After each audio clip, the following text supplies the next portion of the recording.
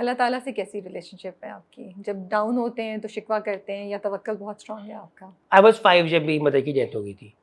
Oh I am so sorry, I didn't know that. तो मैं फिर मेरे फ़ादर ने दूसरी शादी की। मेरी दूसरी अम्मी जो है वो भी बहुत एक she is a very wonderful woman और उन्होंने हमें माशाल्लाह। लेके चली और बड़ा अच्छा रहा। हुँ, मगर मुझे जो था याद था वो एक्सीडेंट जिसमें मेरी अम्मा की डेथ हुई थी। तो बीच के टाइम पे मैं अल्लाह पाक से बड़ा नाराज़ हो गया था कि भई ये क्या हो हुँ, गया? ये क्या हो गया हमारे साथ? मैं अपनी अम्मा को बड़ा मिस करता था।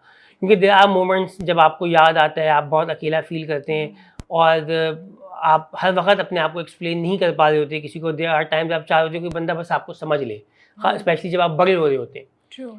तो अब उस मौके पे मुझे बड़ा गिल्ट था। मैंने गुस्से में नमाज़ें पढ़ना छोड़ दी थी और मैं हिफ्ज़ करके निकला था और मुझे क्योंकि मदरसे से आप आते हैं तो आपकी लिंगो चेंज हो चुकी होती है, आप एक मुख्तलिफ हो चुके होते हैं।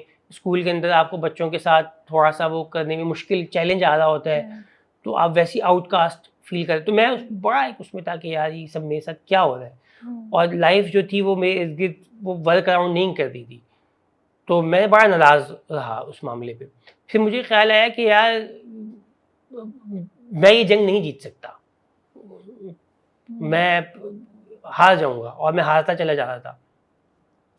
और फिर मैंने अल्लाह पाक के साथ अपने ताल्लुकात जो हैं मैंने रिलेशनशिप अपना फ़िक्स किया और अब मैं लोग मुझसे पूछते हैं अक्सर कि यार आपकी ग्रोथ जो आई है, ये आपने क्या किया? आप रील कैसे बनाते हैं? मुझे लगता है कि मैंने अपने ताल्लुकात अपने रब के साथ बेहतर किए जिसकी वज़ह से ऐसा हुआ।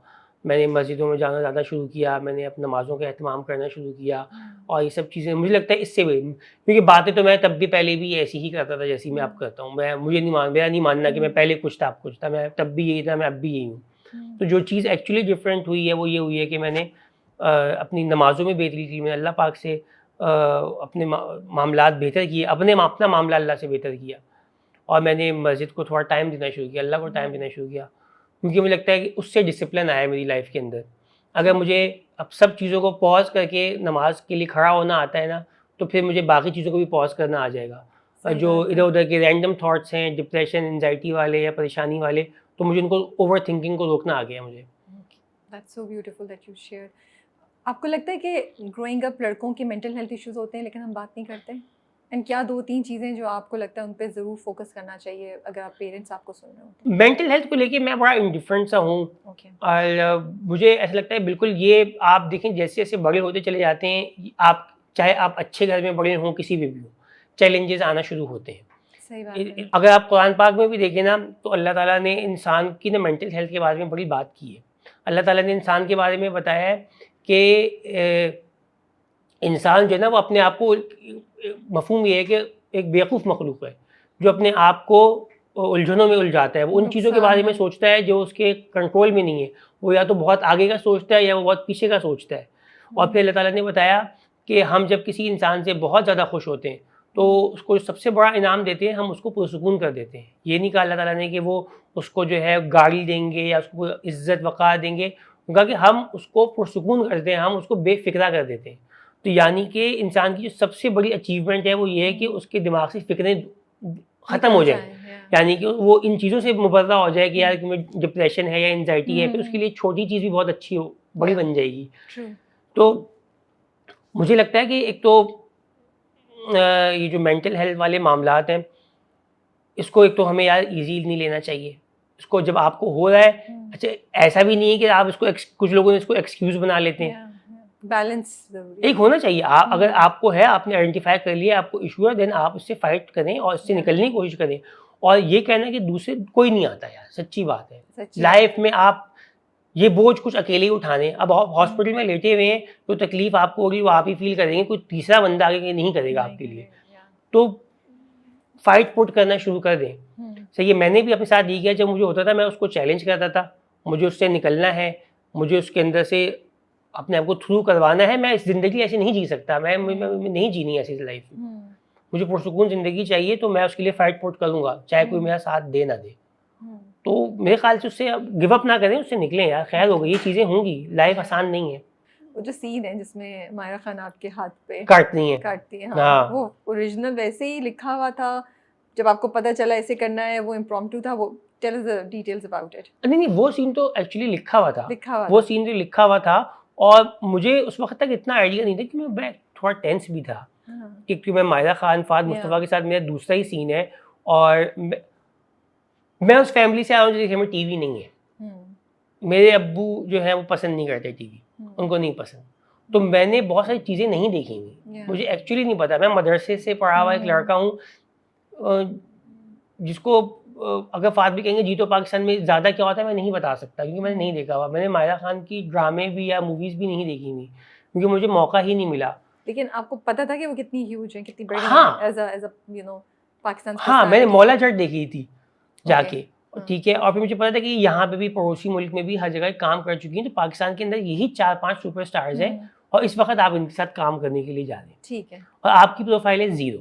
नहीं, ऐसा तो नहीं है। नहीं एक्टिंग में तो मतलब नहीं किया ना काम, ठीक है, और ये सब चीज़ें बहुत ज़्यादा हैं, हाई हैं।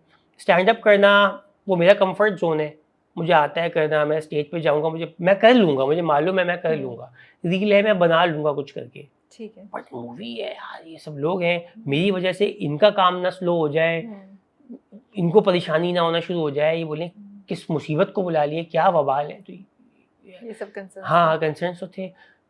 तो उस वक्त ये था यार, और मुझे ना अरे कम वक्त भाई उस रात तो इतना मुसीबत हुई थी, एक्साइटमेंट के चक्कर में रात को नींद ही नहीं है। पहली बात तो ये है कि यार सुबह जाना है, अब नींद नहीं है, अब पूरी रात अलर्ट बैठे रहे इस चक्कर के अंदर, कपड़े निकाल लिए, फेस स्टिल कर लिए, फिर रख लिए, ये हो गया, और उनका कॉल टाइम था सुबह ही सुबह का।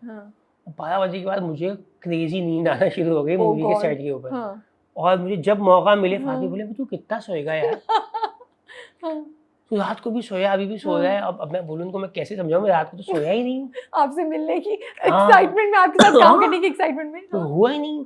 अच्छा, उसके बाद फिर एक और सीन हो गया उसी दिन। उस दिन ये सीन हुआ कि लंच ब्रेक हुई, सबका खाना आया, तो मैंने खाने वाले को बोला कि यार मैं जो हूँ ना नमाज पढ़ के आ रहा हूँ, तो उसके बाद मैं खाऊंगा। अच्छा, मैं नमाज पढ़ के आया तो वो खाना लेके जा चुका था। अच्छा, जब मैं वापस आया तो मेरा सेटअप शुरू हो चुका है, नो खाना। अच्छा, अभी मैंने खाना नहीं खाया है, अब वो माहिरा खान और फाद भाई जो है अब वो सीन के लिए जा रहे हैं, ये वाला सीन है। सही है। तो मैंने बोला यार वो मुझे खाना खाना है, मतलब क्यों बोल दिया कम। उन्होंने बोला तुमने खाना नहीं खाया? हाँ नहीं। बोला अब पूरे सेट के ऊपर ये बात हो गई भाई, इन्होंने अब जावेद शेख हुई, किसने खाना नहीं खाया? आप सब बोले इसने नहीं खाया, और मैं बोला हाँ यार मैं नहीं खाया खाना, अच्छा वो बड़ा मसला नहीं है, खैरी हो गई। लेकिन नहीं फातिमा का नहीं भाई, पहले अली खाना खाएगा उसके बाद हम करेंगे, खाना लाओ। अच्छा, अब खाना आ गया। अच्छा, मुझे कमबख्त भूख ऐसी धोने वालों के बाद खत्म हो जाती है। अब वो मैंने खाया, पेट भर गया, अब सब बैठे खाओ खाओ यार, जल्दी से खाओ। अब मैं जबरदस्ती ना खा,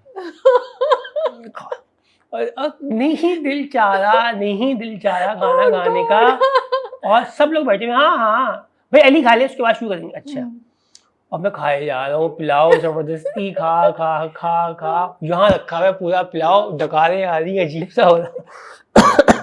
वो एक बड़ा मजे का सीन हुआ। फिर मैंने फात भाई को बोला, फात भाई नहीं खाया जा रहा, तुझे देख के समझ में आ गया था कि नहीं खाया।